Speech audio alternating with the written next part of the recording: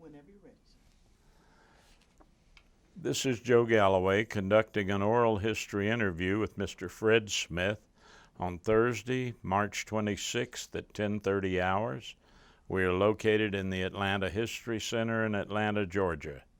Sir, before we talk about your experiences in Vietnam, I'd like to get a little biographic information about you. How old were you when you went to Vietnam? The first time, 33. Wow, you really were an old guy. What was your family status? I was a single officer. Family at home, mother, father? Oh yes, yeah. Yeah. I'm a Air Force brat. That was the next question. What's your hometown? All over. I was born in San Antonio, but my dad got stationed in Panama and a whole lot of other places while I was growing up. So you just traveled the world. What was your sense of the Vietnam War before you entered the military? Or what did you enter before it was a war? I was far before it was a war. I graduated from West Point in 1957. 57, outstanding. And you went Air Force? Yes. All right. That answers all those questions. What was your rank by the time you were deployed to Vietnam? I was a brand new major. Brand new major. What flight training had you gone through? I had gone through primary flying school down in Marianna, Florida, in T-28s, and then got jet transition at Laredo, Texas, and then went into fighter interceptor training at Sherman, Texas, and was in ADC, Air Defense Command. First assignment at Sioux City, Iowa, and then Ramstein, Germany, back to Andrews Air Force Base, and in 1965 went to graduate school at the Harvard Business School and came out of that ready for Vietnam. And I got religion and went into Tactical Air Command and got to fly F-4s. Oh my. What was the date of your first arrival in Vietnam? It was February of '68, right after Tet. Right after Tet. What were your first impressions on arriving there? Was at Cam Ranh Bay, a huge base but isolated. It was on a sort of a peninsula, and so didn't have the kinds of contact with the local folks as my contemporaries who were stationed on the mainland. Very few Vietnamese, mostly the people who took care of the cleaning up and so forth. Yeah. So we had a large wing, 12th Fighter Wing. We had 3 squadrons of F-4s there, and then a transport outfit. But very busy, and most of our missions were close air support. In the South? In the South, yes. Yeah. That was the next question, was what were your initial duties? Started out as a wingman, of course, and we had a very structured and I think effective way to bring up pilots new to the conflict. I was senior enough, but you weren't allowed to lead flights until you had 50 missions. That's daytime. Night missions, you had to have 100 missions before you could lead at night. Wow. What was the daily routine like for you? Usually it was pre-planned strikes that were coordinated through the Tactical Air Control Center. We would have, the target list would come down late afternoon. That would give the armament people time to tailor the loads to the requirements. We would brief an hour and a half before takeoff, usually flights of 4, and then go through the personal equipment and that kind of thing, pre-flight the airplane, and taxi on time. What were your living conditions like? pretty good for that time. First was in kind of a group hooch. It was an old Quonset hut. And then about halfway through, we had some other units come in and or leave. And so those of us who were field grade moved into little trailers. 3 guys to a trailer. What responsibilities consume most of your time? Learning the game for the first 3 or 4 months, and then fleeted up to be a flight commander, one of 4 in each squadron. So I had 5 or 6 crews that reported to me. So you administratively had some responsibilities. More leadership than administration. There's very little administration involved in being a flight commander. It's a combat lead kind of a position. Yeah, and you were flying missions all over the South or a particular area?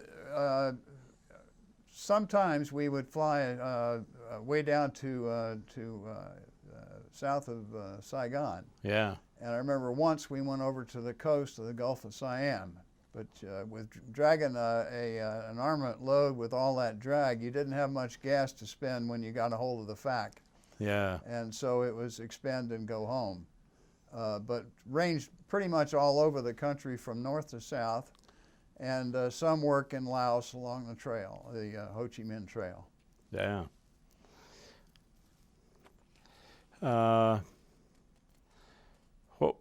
You said you had little contact with the Vietnamese people, and that was pretty much throughout your tour? Yes. Yeah.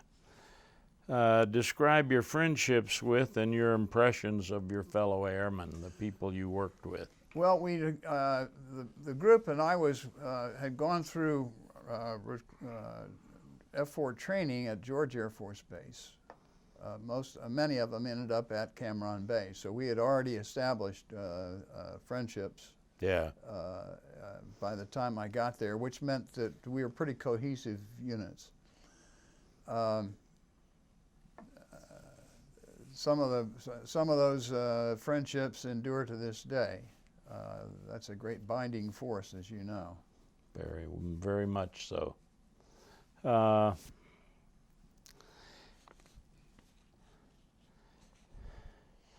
What did you do for off-duty activities, if you had much of that?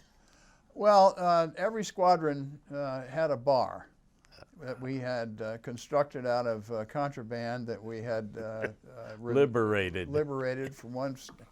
And Cam Bay, of course, was a great big Navy freight port. And there was a Navy beachmaster there whom we made friends with. And one of the reasons we made friends with him is we had a hospital there with 80 very attractive young nurses who would grace our hooches from time to time.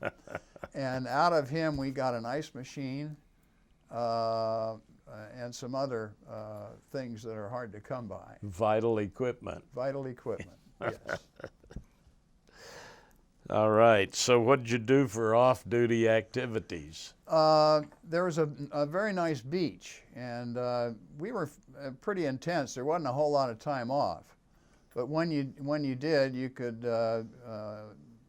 find a vehicle, and it was about 5 or 6 miles to this very nice beach. Nice beach. And uncrowded, but very nice. Made for a nice break when you had the time. Until one of the guys stepped on a very poisonous jellyfish out there. It nearly killed him. Ooh. And that put the beach off limits for the rest of the tour. Oh. How was security? Do you have any enemy attacks while you were there? We had a rocket attack on George Washington's birthday. And one of it was a 122 Chinese rocket. And one of them hit right behind our trailer, maybe 25 yards. But we we had sandbagged all of those, and so it didn't hurt anybody. Yeah. But I still have a piece of that mounted on a plaque at home. That was that was really the only incoming that I can recall of any consequence. Do you have specific memories of the popular culture at that time? Music, books, film? Our culture or theirs? Yeah, ours. Oh yeah. Leaving on a Jet Plane was our favorite song. Peter, Paul, and Mary. The ones that evoked home were the most popular. And then we had an officers club there with a big cement patio, and so we had movies. I remember Jane Fonda and Barbarella. That was before her trips north. Mm. Can you describe significant operations in which you participated? The first one that I can recall, and I'll never forget it, the siege at Kham Duc. We had evacuated that. That was up I think in I Corps. Yeah. We had evacuated it. It was under attack. I think it was just after Khe Sanh, as I remember. But unfortunately, I had left an Air Force team of 3 guys on the ground. And they radioed and said, "We're in trouble, you got to come get us." So we were watching a movie one night, and the squadron commander, Mort Muma, got up and closed the club. He said, "Go home, get some sleep. You're up at 4:30, start briefing. Major effort." The time we got there, the weather was kind of crummy, and it's hilly up there. And the ABCCC, the Airborne Command and Control airplane, had us stacks of fighters. We were probably fifth in our flight of 4, fifth in the stack, working us down through the weather to where we could see a little bit underneath the stuff. I had CBUs, cluster bomb units, and high drag bombs, and Dick Burpee was the flight lead, and he had a similar load. We expended with a FAC to suppress fire around in the hills around that short airfield. And Joe Jackson was the pilot of the C-123 who went in to pick those guys up and got the Medal of Honor for it. Did he get them out? He got them out. The F-4C did not have an internal gun, and we didn't have the gun pod mounted. But the ABCCC guy said, "I want you to make strafing runs down both sides of the runway as the 123 takes off." As if you had guns. Yeah, as if we had guns. And we did that, and I watched them take off. They dragged those guys on board and took off. That was my 5th mission. And my thought was, wow, is it going to be like this for the rest of the time? My recollection is Kham Duc, we left some Special Forces guys there. It was an Air Force, what we call an attack control outfit. Right. Yeah. But I think the Special Forces had people that are still there that they didn't get back. I wouldn't surprise me. It was mass confusion. Mass confusion, yeah.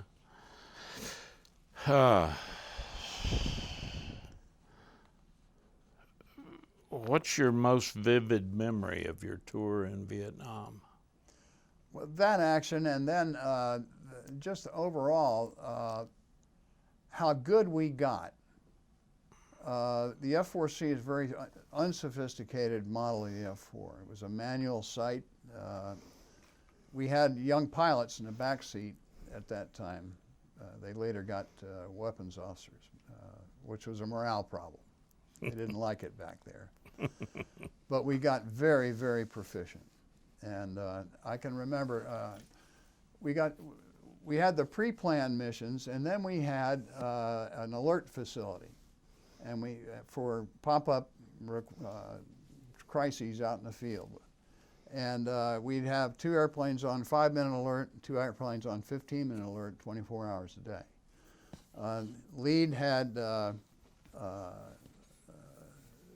well, the one airplane had 500-pound high-drag bombs and a gun pod, and the other guy had 4 cans of napalm and a gun bomb. We got scrambled one afternoon. There was a special forces camp under fire, and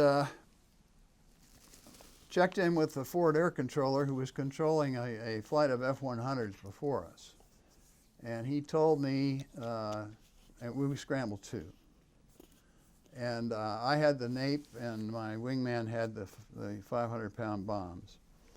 And when we checked in with the FAC, he said, I've only got one run-in heading, and they've got a 14.7 machine gun down there. He's starting to get the lead on these F-100s. So let me work these last 2, and then you get a chance.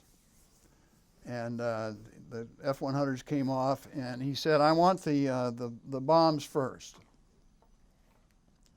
And so Tom Assalone and Carl Parlateri were the 2 in that, and I orbited while they took the mark. And as they got over the drop, I watched an explosion, and it blew the wing off. And immediately, and they're delivering at 500 knots. And the airplane twisted a couple of times, and 2 chutes came out. And so both the FAC and I got on guard channel and declared a mayday. And within minutes, every Army helicopter in this theater showed up. The guys were hung up in a tree. The Special Forces camp organized a column to go out and get them. They were hanging in trees, and of course at that speed they were badly injured with flailing injuries. But they got them out. And that was one of the things I remember most vividly, is that we got those guys home, and the fact that the brotherhood didn't extend just to Air Force guys. There's a group of Army chopper pilots that we get together for a breakfast every now and then down in Peachtree City. I'm the token Air Force guy. One of them, named Mike King, he was a Loach pilot, scout pilot. He said, I got shot down 5 times. Yeah. He said 6 times if you count the time that my gunner shot my rotor off. A question about, you said they suffered flailing injuries, and I think I know what that is, but would you explain? Well, when you eject out of the airplane, you're holding on to the handles, but at those airspeeds, the air loads on your limbs tend to spread them apart, and then you're tumbling, and those wind forces dislocate shoulders and knees and so forth. Oh. By the way, both of them got back on flying status. So really? It was a miracle all around. Yeah.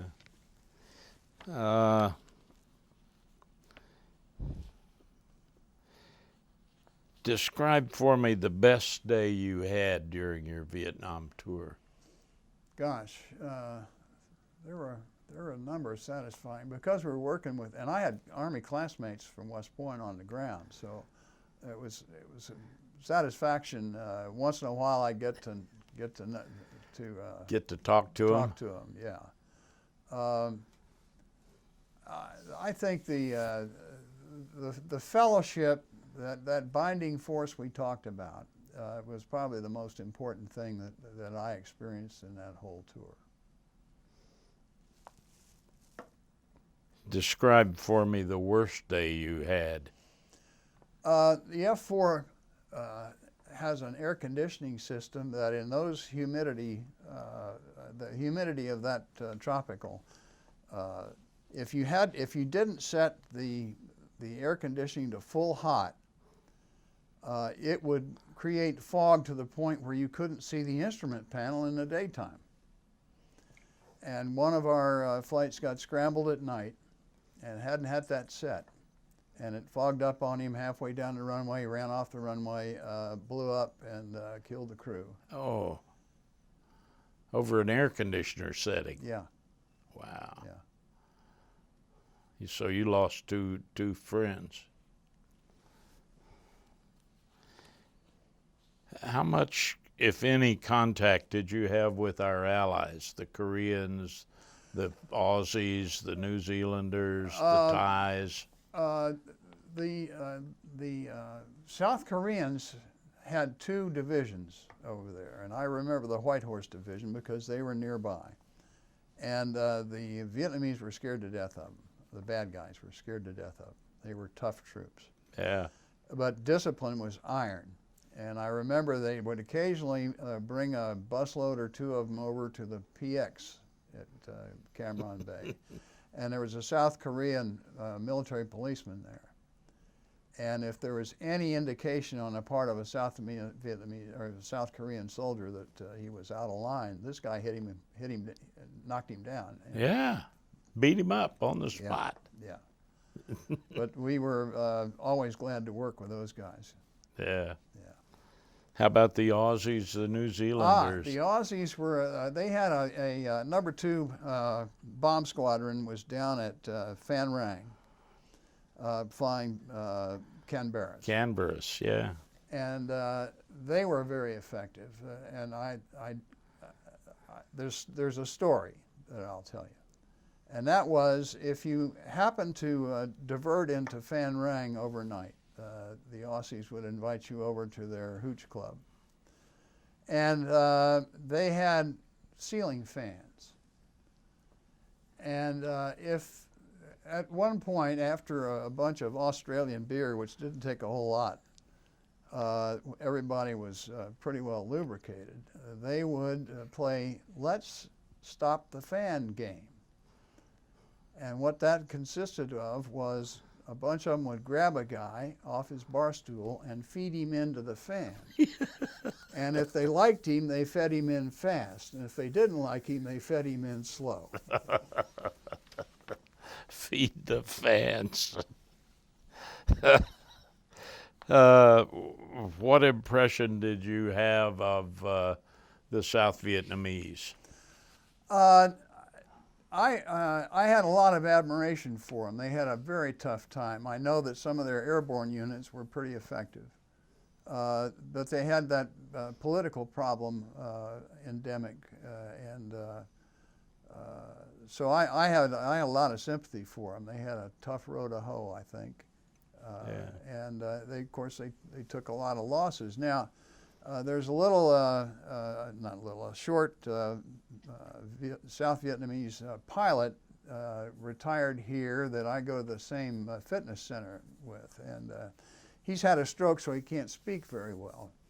But he saw my jacket with an airplane on it, and he wanted to talk about that. And I couldn't quite understand him. And the next day he brought in a picture, and he was an A1 pilot.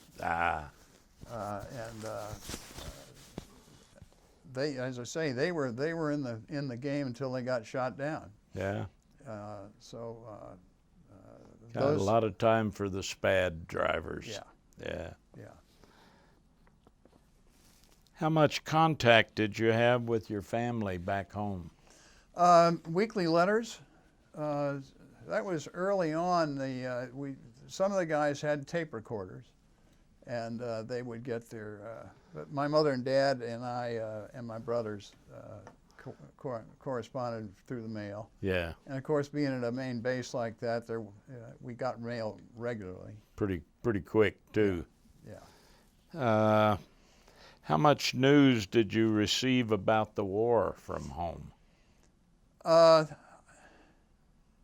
Didn't pay much. We were right in it, so we didn't pay much attention. Of course, we were disgusted with the peace movement, but we were too busy. I flew 206 missions in that year, and I was not the high guy. Some guys were pressing 300 in that one year. So you'd fly, a couple of times a day. There'd be a stand down every now and then when the airplanes broke, but you were not much time for reflection. Yeah. Were you aware of any of the particular political or social events or movements going on back home? Yes, we had. We were worried about the racial thing. That was pretty active, as I remember, but we had wonderful black NCOs. And I can remember going out for an early briefing on the ramp and seeing some top NCOs with their troops exercising them.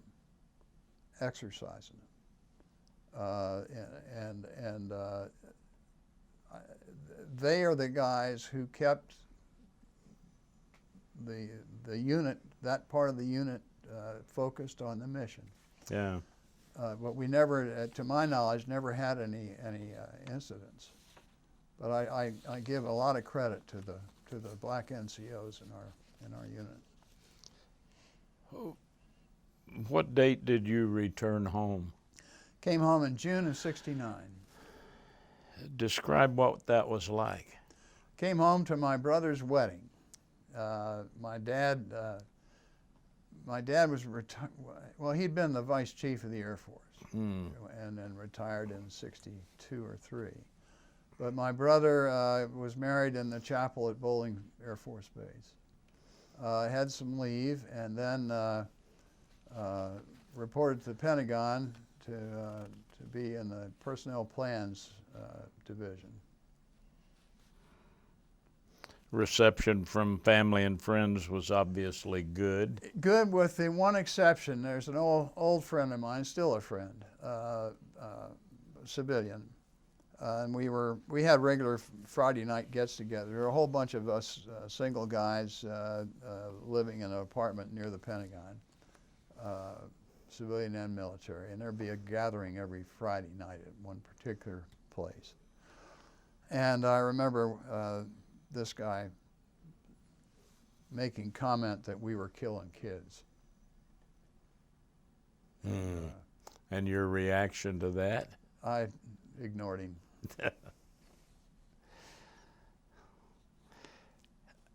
How much contact have you had with fellow veterans since the war?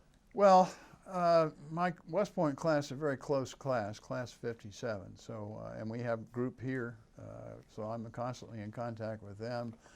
We have unit reunions. My second tour was in Thailand in '72, and so we've had squadron reunions there, and then Ramstein reunions from our time before the war as young lieutenants in Germany. So my contact, and we have a River Rats, Red River Rats organization here. So lots of contact and interchange. Lots of contact. Yeah. I think class of 57, a couple of the Iodran guys, John Herron, Tony Nadal. John Herron and I are very close friends, have been. We were enlisted together before we went to West Point. He's a great guy. He is a great guy. How did your Vietnam experience affect your life afterward, or did it? It gave me great confidence in my ability to fly on a fighter airplane. You fly in tactical aviation, you fly it right to the envelope. The satisfaction of working with troops on the ground is one of those great things about it.